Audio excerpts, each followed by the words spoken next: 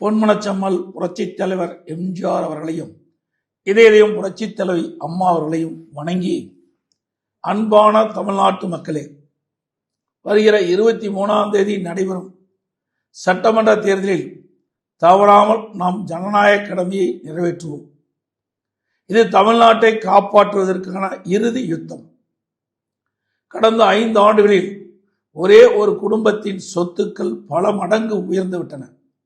ஆனால் மாநிலத்தின் கடனோ அதிகமாகி மக்கள் தலையில் விழுந்திருக்கின்றது.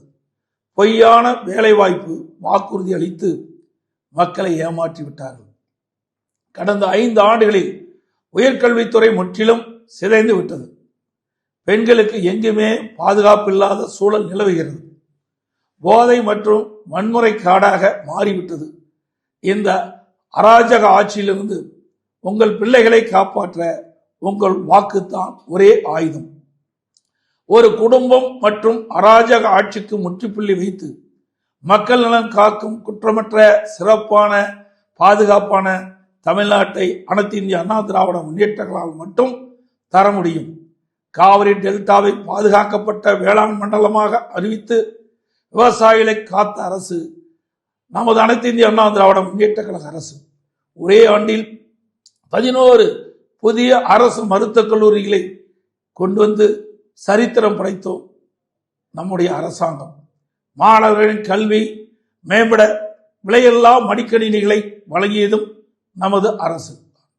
அம்மா உணவகம் மற்றும் அம்மா மினிக்கிளினிக் ஆகியவற்றை ஏழைகளுக்காக அமைத்து கொடுத்தோம்.